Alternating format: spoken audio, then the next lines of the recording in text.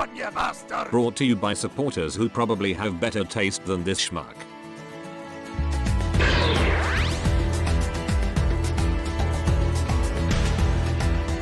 The Seekers have always had a troubled history when it comes to having figures made of them. It's always the lack of a waist swivel, it's always a terrible transformation, it's always both, it's always something. You can never just release a Seeker and it's perfect. Well, you can. Some companies do it all the time, but not all of them. I don't know why it's like this. The Seeker body type is not a very complicated thing. It's just people seem to be allergic to making good versions of it. So today, let's take a look at the king of the Legends class at the moment. Might not be your favorite company. I mean, my favorite's Iron Factory, but if you're talking about pure popularity, none outshine it. And let's take a look at how they tackle the Seekers and just see the folly of what other companies are doing, because really, it shouldn't be that hard. Now, in first taking a look at this, you might think, really? Action Master Thundercracker? Have they really run out of ideas that badly? Do they really have to scrape the bottom of the barrel at this point? Well, allow me to flip that question on its head. How is it that they were able to deliver this many Seekers to the point where they could make Action Master Thundercracker? How is it that we got to this point? Because in order to get this many Seekers, the base mold needs to be solid. So how solid is the New Age Seeker mold?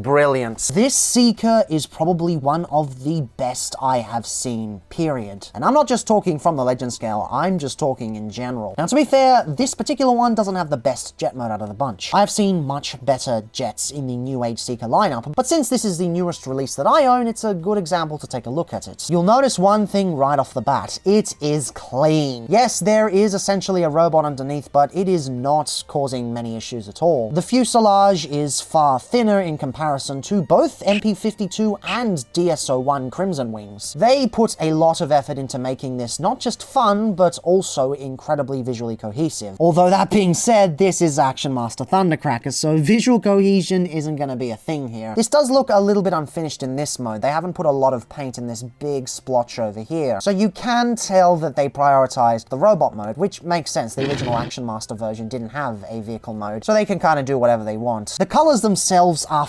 atrocious, but that is just so Action Master Thundercracker. It's a bonkers deco, and they've done it pretty well anyway. The red at least looks pretty good. It doesn't look cheap. It's got a bit of a matte finish to it, not from the paint, but just from the plastic they use. Same with the purple, and they've got some nice orange highlights. I do wish the orange highlights had a bit more coats on it, especially at the back here. It seems a little bit lackluster, but for the most part, it does a pretty good job. And I always love the layering effects they have on the cockpits. What they do is very similar to the Power of the Prime's Dinobots, where they spray paint the clear plastic from the other side to give it the effect of depth. And it really works here. Not as well as the other ones because it's just bright green. You can see with the other ones that the bronze effect works much better, but this still works really, really well. They've basically got everything you'd want here though. They've got hinges on the top, but they don't end up being too obtrusive. The nose cone splits a lot in the transformation, but it doesn't look like it. And yes, you have to deal with these annoying hinges at the back, but you can bring up the sign at this point. And funny thing, the sign is actually being held up by one member of this mold, so you know it's good. They've even got landing gear on the bottom on a figure this small. God damn it, that is amazing. And they've got dedicated landing gear on the legs back here instead of just incorporating it into the knees and whatnot. Just, my word, it is a fantastic thing. I cannot think of a single thing to complain about with the design in this mode. Sure, when it comes to this particular deco, there are issues. Would have loved some paint on the top there, but in terms of the design itself, in terms of the mold, bang up job. But what about accessories? This guy has accessories, right? Well, oh boy, this might be an expensive motherfucker. Usually going for $100, but they really pack in what's worth. For starters, you've got two dedicated blast effects for the back here, and they actually peg in properly. They're a bit tight, which makes it a bit difficult thanks to the spikiness, because they are quite sharp, but once you get them in there, ooh boy, nice blast effects on the back there. And this color, I think, is unique to this set. Or maybe it's on some of the new decos, but I haven't seen those colors for that blast effect yet. So it's new in my collection at the very least. It's a very nice touch though, way better than the purple that the Masterpiece has. And the detailing on it is amazing, and they've got the two-tone going, just, I love it so much. But what use is a blast effect without an incorporated stand? Well, Now, I must admit, I am a little bit disappointed that the stand is cast in clear plastic, because it means they do break pretty easily over time. In fact, one of my Seeker's stands did actually crack on some of the parts here. Can't remember which one it is because these all come with a stand and they're all identical. But one thing I will give them credit for is that it's not just a stand for the Seeker in question. You'll notice that this part opens up and pegs in, and it's got a nice little peg there that'll work on any standard figure. But beyond that, you've also got a regular 5mm linear adapter for 5mm stands, and a claw apparatus that works on action figures that don't have a stand port. So you can tell they really put the efforts into designing this, so you don't just use it with the Seeker. You can use this with practically anything, and that is really commendable. Again, the only thing I would criticize is the clear plastic. This will break over time, and I just prefer my stands a bit more sturdy. I get that clear stands work better for photography, but I just want some opaque ones. Can I please get some opaque ones? No? Okay, fuck you. But still, getting the stand into place involves just pulling down the landing gear in there, and the stand port's right there. It also works in robot mode too. Same stand port for both of them, so really nice use of engineering. And that just clips into there, and it's not the strongest stand in the world, but it's a very nice effect indeed. Having this bad boy fly around is absolutely awesome, especially with the thruster details. But oh, what about some weapons? Well, of course he comes with weapons. Now, given that this is not the masterpiece, we can't really have transforming weapons that go from missiles to null rays, and I know not all of them are null rays, but honestly, who cares? I'll just call them null rays. So we do have two different types. We've got the missiles here, and we've got the null rays there, so you can put either of them on under the wings, whichever ones you like. Given that this is the vehicle mode, I guess we'll just stick the missiles on. They just peg on there. Lovely little addition that a lot of Seekers seem to miss these days. And it's pretty good. Looks pretty good. But what if you also want to store these on the vehicle mode? Well, you can. Turns out the shoulder points are actually completely exposed. So you can have both the null rays and the missiles on the vehicle mode at all times. And here's the kicker. They don't have to be removed during transformation. You can transform this 100% whilst leaving both these and these on. I do get the feeling this was unintentional, but wowzers, that is just something else. Just Jesus. They have gone above and beyond with the functionality on this thing. It is just an absolute winner here. Of course, size-wise, he is 10 centimeters wide, roughly, and ignoring the blast effects, he is about 15 centimeters long. And in terms of size comparisons, here he is next to a standard Legion figure, a standard Core Class figure, a standard War for Cybertron Micromaster, and Crumbs. And at this point, I actually think it's a good idea to compare this to the other New Age Seekers that I own. You can see here we have Acid Storm, and I gotta say, I'm not really a fan of them. The green on show looks like one of those Starburst lollies back when Starburst used to do those party mixes of gummies as opposed to just those random chewy ones that they sell in America. It looks like one of those, but slightly melted, and the wings, they don't really work with the rest of the design. I really love Acid Storm. They are one of my favorite Seekers, hands down. In fact, they are my favorite Seeker. In fact, I'm really pissed off that the Make Toys one still hasn't arrived yet, but it just doesn't work, and you can see how they could have made it work with a bit of a better plastic choice there, but it just didn't work here. And of course, I think we better move this across so we can see both of them a bit better. Here we have the Coca-Cola edition. Okay, it's not actually Coca-Cola, it's based on an old e-hobby version that's supposed to depict Starscream as is crumbling to dust, and I bought it not realizing it was clear, and I was very tempted to sell this off. But then I realized that it was a pretty rare one, and if I sold it off, I would never see it again, so I'm not going to do that. The clear plastic actually looks kind of cool, but juxtaposed with this gray here, yeah, it doesn't really work. I probably needed a bit more gold. It's got plenty of gold on it, but just a bit more would have been even better. And of course, my favorite in vehicle mode of the bunch is still Sunstorm here. The first one I got with this wonderful fade effect across the wings, just an absolute masterful take on the character and the mold. I'll still discuss which one is better in robot mode, but as far as the vehicle mode is concerned, yeah, this one just knocks it out of the park. Anyway, transformation.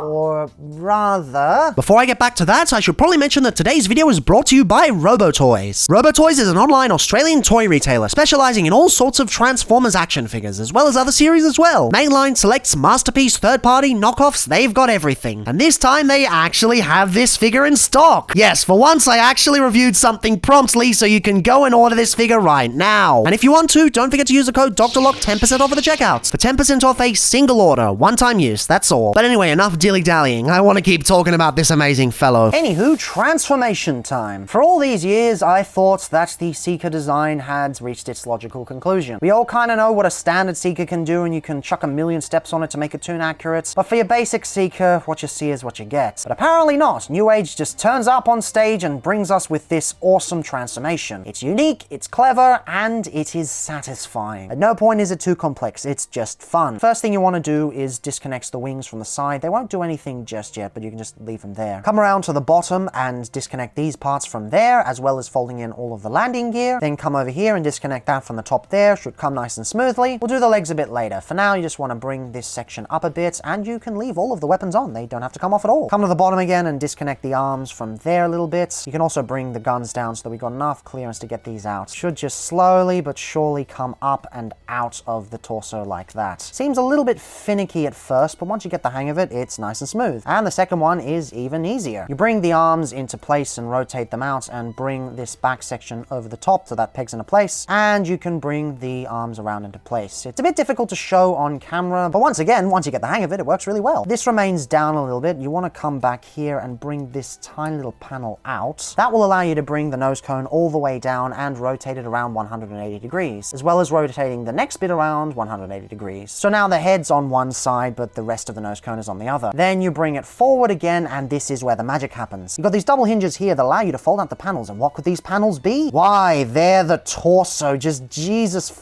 Christ. That is just amazing the way that folds out. Of course, putting that back on because that just fell off by accident. I've never seen a transformation on a Seeker do that before. It is absolutely mind-blowing. But anyway, you then come to the nose cone and you separate it back like that. Then this is on a double hinge and it folds in like so. And then the whole thing folds into the chest and becomes nice and solid and locks into place. And you've got a little fake part of the nose cone there. Or should I say a fake part of the cockpit there so that it all looks nice and cohesive. And yeah, there's no bit on the top there, but honestly, who cares? Come around to the back and push the panel back in, and now you've got that little exposed screw part there. There's actually a slot for that peg there. So once the null rays are out of the way, that just pegs into place. You've got the back panels that fold into place as well. They're the ones that were keeping the legs in place, and you can then rotate these however you like. They don't rotate backwards, but at least they can hinge outwards. I'm not too fussed about the lack of backwards rotation because, once again, you can bring up the sign, come around to the front, bring the null rays into place, do whatever the hell you want, and then you can work on the legs. Bring down the feet like so, and one cool thing about the feet is that they are die-cast metal. Both this part and this part are die-cast. Marvelous. Then you get to the legs, which is the only problematic part of the transformation. Not in the transformation themselves, but in a bit of the functionality. What you want to do is open this up, bring this up and around like that, and then start pushing that in so that the whole section rotates around. You can see that section rotating around while that stays there. That should now be perfectly lined up. You fold in and you fold in and that sits there. You fold in and you fold in and you fold in, and now that's all folded into the leg. It does seem like a great idea, and from an execution standpoint, it's pretty good. At least engineering-wise. My problem is not with the engineering at all. The engineering works marvelously. No problems there. My main issue lies with this.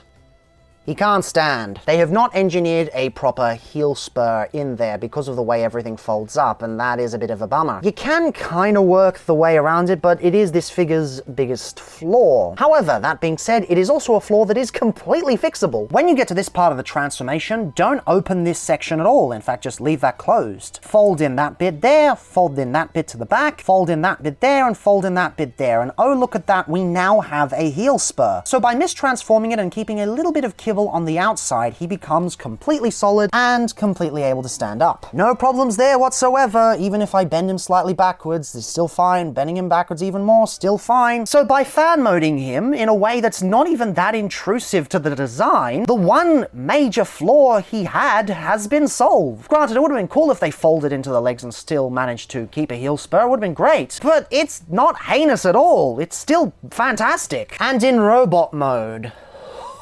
oh, this is something else. Just Jesus, this is an absolutely astonishing marriage of sculpting and paintwork and deco and transformation. Just, it is probably one of the best Legends figures you can buy on the market right now. Of course, addressing the elephant in the room, yes, the Action Master color scheme is definitely an acquired taste. The original was far from the most elegant thing, far from the most subtle, but if you're into this sort of thing like I am, you'll be happy to know that they have done this justice to the T. He is missing a little bit of blue, to be fair, and that is a smidge disappointing. And some of the neon power doesn't quite come across on camera, but everything else is present and accounted for. The head sculpt is absolutely lovely. Not just sculpted fantastically, but also painted fantastically in the wonderful bronze and blue combo. It's a marvel how well New Age is able to do their head sculpts these days, because it's a bit difficult at such a size. The torso is really cohesive despite folding out of the nose cone. Like, it's a really clever design, yet it doesn't sacrifice anything. You can see it still looks filled in with the way the nose cone folds around. It's just, you can't really tell how it transforms, but even so, it does so amazingly. The arms are well proportioned. I adore the purple-green combo on the null rays. Just, oh man, it just looks fantastic. I do kind of wish they had the turbines in the chest like a lot of Starscreams have, but I kind of get why they didn't. Combination of size and tune accuracy, so it does kind of make sense. Also would have preferred the thighs to be a bit of a darker shade, but it still works. And once again, he is die-cast in the feet, so he stands lines really, really well, especially with that mistransformed heel thingo. Just, it fixes everything. And on the back, you can see they've also painted the backs of the wings too. Not something that they needed to do, but they chose to do it and it turned out really well. And all of the Seekers are like this. None of them skimp on the paint on the back of the wings. In fact, none of them skimp on paint at all. You've got red paint on the torso, you've got paint on the head, paint on the null rays, paint on these little shin pieces here where the landing gear folds in, so that all fits in seamlessly. Paint on the feet, paint on the wings, just everything is amazing. And how do you like your shoulder pylons? Do you like them swept back or do you like them forward like the cartoon? Well, you can choose because they give you the option. The only thing I could really ask for is some backward wing motion because these are unfortunately stuck facing outward. Would have been really nice to just put a ball joint in there instead, but I get why they did it. Already this is a really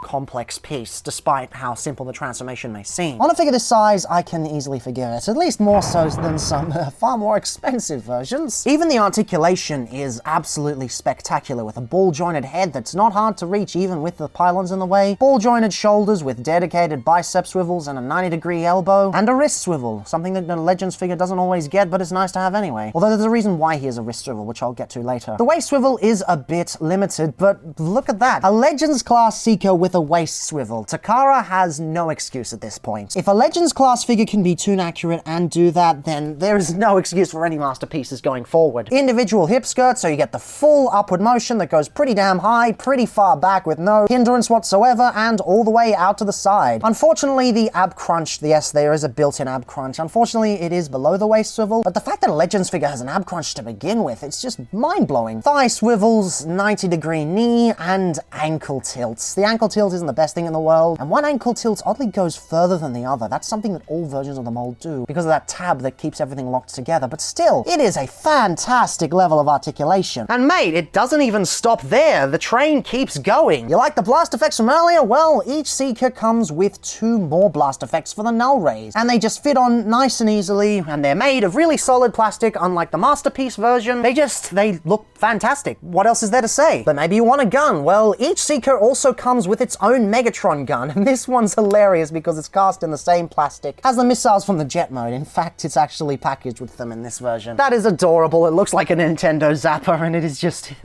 so much joy. This figure gives me so much joy. It's just so fun to play with and mess around with. And would you believe it, that's not all either. He comes with 2 extra sets of articulated hands. Well, not articulated, but in different positions. You've got 2 pointing hands and 2 open grasped hands. Of course, they are on sprues, so you do kind of have to get one of these to cut it open, but it's not particularly something to get frustrated over. It's just boom like that, and boom like that. And with the open hands, he can JoJo pose, which is absolutely hilarious. Matter of fact, he can do the exact same when you've got the pointing finger. Just, this figure offers me endless hours of fun. Any version of this mold does. It's clear that this design was not a throwaway from New Age. They knew from the get-go they had to get this right out the gate. They had to get the first version right so that all versions later on would be up to the same quality, and they have nailed it. This is by far one of the best Seekers in my collection, if not the best. And I'm referring to the mold, not just this one. Although this one is pretty good on his own. I keep playing with this and I keep having to pull myself away from buying more because I've already got 4 of these, but I want more of them, but there's just so many that it's just a rabbit hole. You could end up spending thousands on these Seekers, and it would be worth every penny, but it is a bit of a rabbit hole. But that's the marker of a brilliant quality product. Like, they have done a fantastic job. Anywho, enough dawdling, otherwise I'll be talking about this guy all day. Size-wise, he is about 6 centimeters wide and 11 centimeters tall. Of course, the width is ignoring the wings because they're adjustable double hinges and all that. And in terms of sizing, here he is next to a standard Legion figure, a standard Core Class figure, a standard War for Cybertron Micromaster, and Crumbs. And of course, comparing him with the other New Age Seekers in my collection, next to the non-binary icon, yeah, he easily topples them. I just don't like the Starburst green, and yes, this camo design is awesome, but the rest of it is just disappointing. I still haven't come across an Acid Storm better than the Iron Factory one, and hopefully I'll be able to talk about that one day. Maybe next year, but I just did not have the time this year. It was either this Seeker or it was the Iron Factory Seekers. And I thought it was more important to talk about good old Action Master Thundercracker over here. And then once again, bringing in old Cola Scream, I just still don't like the grey wings. Although to be fair, the clear design here, I actually dig it. I don't usually like clear plastic Transformers. In fact, for the most part, I hate them. But this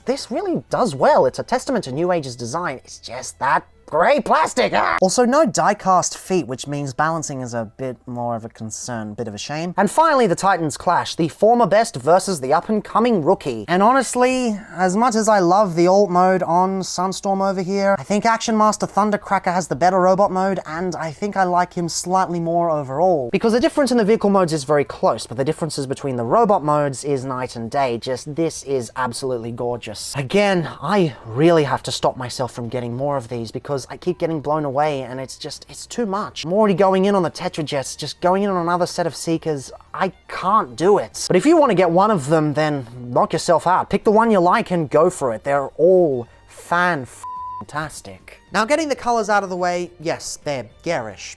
That's the original.